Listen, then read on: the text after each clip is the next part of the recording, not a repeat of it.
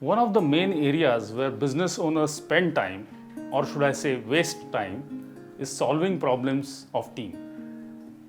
Don't be surprised. You might think that solving team's problem is a good way to make them more efficient, and you might be helping them to do their job efficiently, but that's not the case always. I'm going to explain in this video how you can save your time and yet get the problem solved.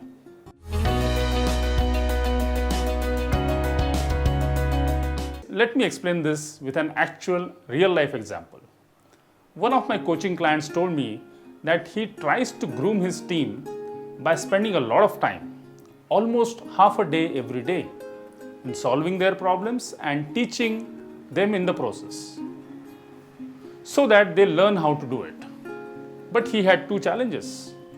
One, he had to spend too much time, and two, often they come back to him with similar, same, or sometimes new challenges, and he finds himself repeating the teachings. I asked him, what is that costing him? And he said, I don't get time to work on business growth.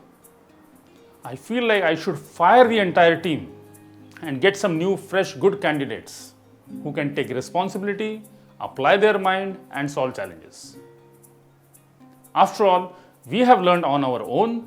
There was nobody to spoon feed us. Why do they need so much of spoon feeding and monitoring? I don't understand. I knew what was going on there, as this is a very common situation in many MSMEs. Although I wore a coach hat to make him understand what's causing this situation, I started with a question. Do you hire dumb people, or they start acting dumb when they join your organization? He thought for a while and said, of course I try and hire good people. I personally interview every candidate. We make sure that they are qualified engineers. We also make them go through technical evaluation and written tests. They seem to be performing very well during the interview, but subsequently start behaving the same way. I said, okay. So when you hire them, they seem smart, and after a while they become dumb. He was silent, trying to figure out what just happened. I continued with another question. Do you think there is enough expertise and talent available in your organization to solve those problems other than you? He said, of course, yes. Excluding some genuine and complex issues, most challenges can be solved within the team. I said, that's the thing you need to keep in mind when you address their problems. Your team members come to you for a couple of reasons. One, they don't believe that they have the answers. Two, they feel you are the only one in the organization with the answers to every problem. Three, they don't know what's their authority, and they might be coming to you for a decision. They might be already knowing the answers. Four, they could be fearful of the consequences. If the decision goes wrong, they want to play safe, hence asking you to decide. And the fifth, this is rare, but they really don't know what to do.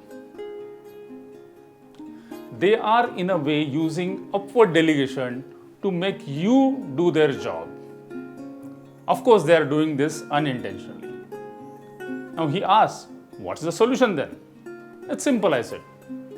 Don't be the hero, make them heroes. The best way to groom your team members is to not solve their problems, but to make them learn the ways to solve their own problems. That is coaching. You need to ask them right questions.